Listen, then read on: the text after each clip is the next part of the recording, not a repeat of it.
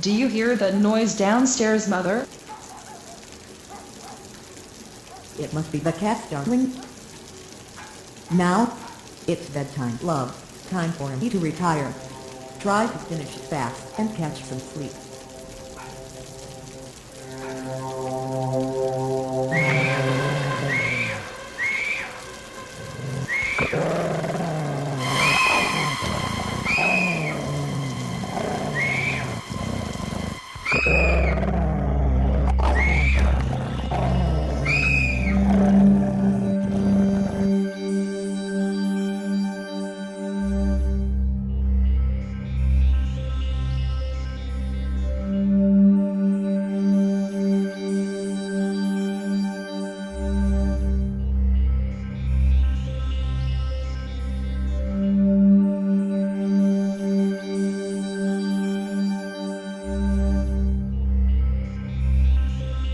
Residing in Paris during spring part of the summer of 1866, I there became acquainted with Monsieur C. Auguste Dupin.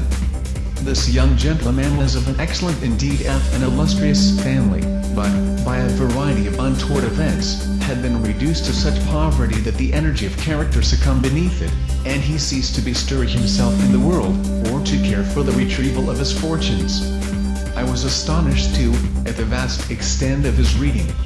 And, above all, I felt my soul enkindled within me by the wild fervor, and the vivid freshness of his imagination. At the first dawn of the morning we closed all the massy shutters of our old building, lighted a couple of tapers which, strongly perfumed, threw out only the ghastliest and feeblest of rays. By the aid of these we then busied out our souls in dreams, reading, or conversing, until warned by the clock of the advent of the true darkness. Then we sallied forth into the streets, arm in arm, continuing the topics of the day, or roaming far and wide until a late hour, seeking, amid the wild lights and shadows of the populous city, that infinity of mental excitement which quiet observation can afford. At such times I could not help remarking and admiring a peculiar analytic ability in Dupin. He seemed, too, to take an eager delight in its exercise, if not exactly in its display, and did not hesitate to confess the pleasure thus derived. He boasted to me, with a low chuckling laugh.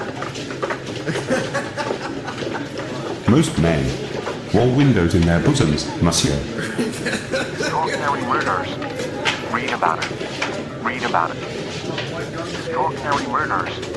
Read about it. Read about it. Extraordinary murders. Read about it. Read about it. Extraordinary murders. Read about it. Read about it. What here? Buy a newspaper. Read about it. Extraordinary murders. Read about it. Read about it. Read about it. This morning, about 3 a.m., the inhabitants of the Quartier Saint Roch were aroused from sleep by a succession of terrific shrieks, issuing, apparently, from the 4th story of a house in the Rue Morgue, known to be in the sole occupancy of one Madame Ellis Banner, and her daughter, Mademoiselle Camille Ellis Banner.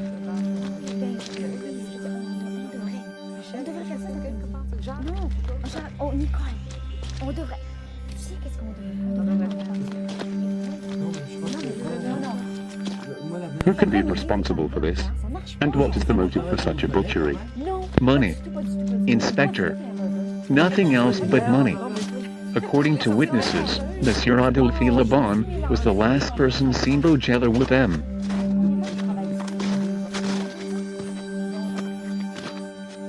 Leave me alone. I am innocent. Wait a minute, I am not a officer. murderer. I am his I lawyer. am innocent. Can we speak about this? Can we speak about this? I am innocent. I am not a murderer. I am innocent. I am innocent. I am not a murderer. I am innocent. I am innocent. I am not a murderer. I am innocent. I am innocent. I am not a murderer. I am...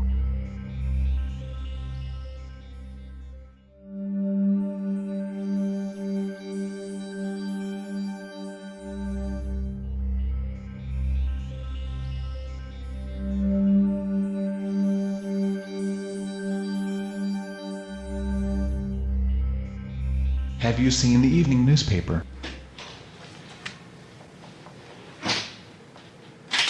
No, monsieur. Adolphe Le Bon have been arrested and imprisoned. What is your opinion about the murders, monsieur? I could merely agree with all Paris in considering them an insoluble mystery. I saw no means by which it would be possible to trace the murderer. Let us enter into some examination for ourselves, before we make up an opinion respecting them. An inquiry will afford us amusement. And, beside, Le Ben once rendered me a service for which I am not ungrateful. We will go and see the premises with our own eyes. I know the prefect of police, and shall have no difficulty in obtaining the necessary permission.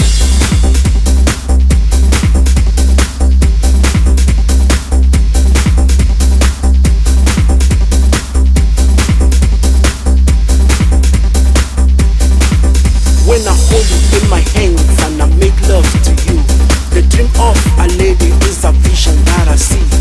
I can be your man, you will be my girl. Together we can reach the climax of the star. True love is a sin and it goes on forever. Sincerely speaking, this is the foundation of my heart. The lady of my dream with a promise of love.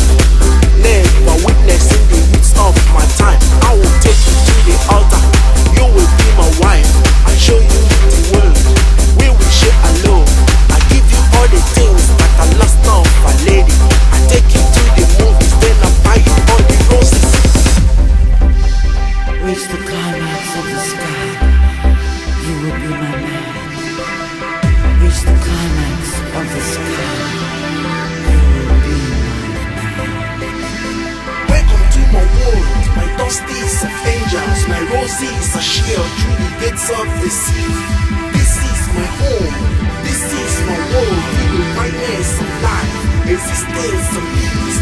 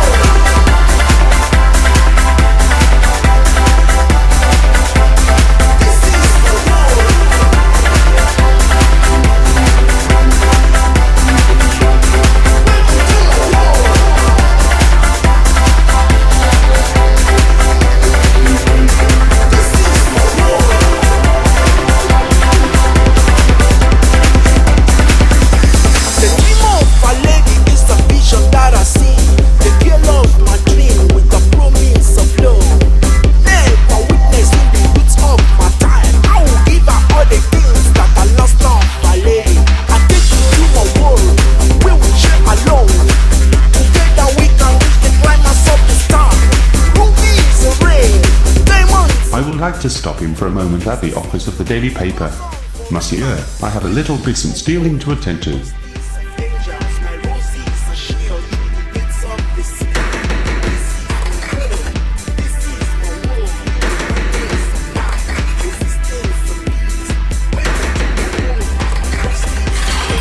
Good evening, Monsieur Auguste Dupin. Good evening, Monsieur Philippe.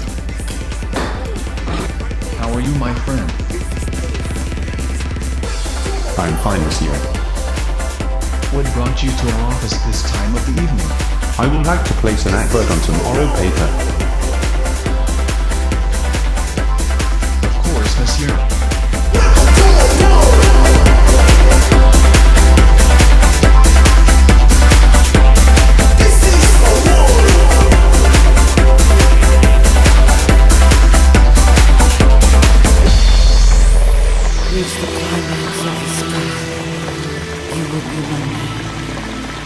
observe anything peculiar at the scene of the atrocity, monsieur? No, nothing more. At least, than we both saw stated in the paper. I am now waiting, looking toward the door of our apartment. I am awaiting a person who, although perhaps not the perpetrator of these butcheries, must have been in some measure implicated in the perpetration of worst portion of the crimes committed. It is probable that he is innocent. I hope that I am right in this supposition, for upon it I build my expectation of reading the entire riddle. I look for the man here, in this room, every moment. It is true that he may not arrive, but the probability is that he will. Should he come, it will be necessary to detain him. Here are pistols, and we both know how to use them when occasion demands their use. Be ready with the pistols, but neither use them nor show them until at a signal from myself. Good evening, monsieur. Good evening.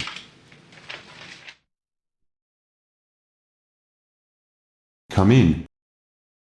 Sit down, my friend. I suppose you have called about the crane outing. Upon my word, I almost envy you the possession of him. A remarkable find, and no doubt a very valuable animal. How old do you suppose him to be? I have no way telling, but he can be more than 4 or 5 years old. Have you got him here? Oh no, we had no conveniences for keeping him here. He is at a livery stable in the Rue Morgue, just by. You can get him in the morning. Of course, you are prepared to identify the property? To be sure I am, sir. I shall be sorry to part with him. I don't mean that you should be at all trouble for nothing, sir. Couldn't expect it.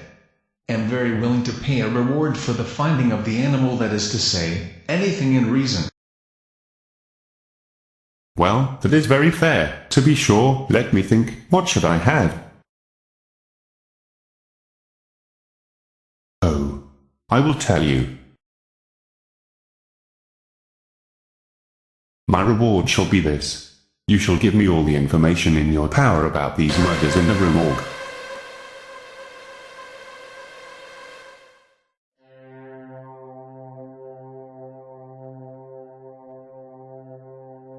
So help me God, I will tell you all I know about this affair. But I do not expect you to believe one half I say. I would be a fool indeed if I did. Still, I am innocent, and I will make a clean breast if I die for it. Tell us what happened, my friend. We're waiting to hear your story, my friend. And you have only this moment to explain yourself. I lately made a voyage to India archipelago with my party, landed at Borneo, and passed into the interior on an excursion of pleasure.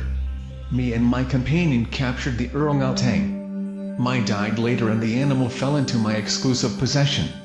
After great trouble, occasioned by the interactive ferocity of his captive during the home voyage, I succeeded in lodging it safely at my residence in Paris, where, not to attract toward himself the unpleasant curiosity of my neighbors, I kept it carefully secluded, until such time as it should recover from a wound in the foot, received from a splinter on board ship.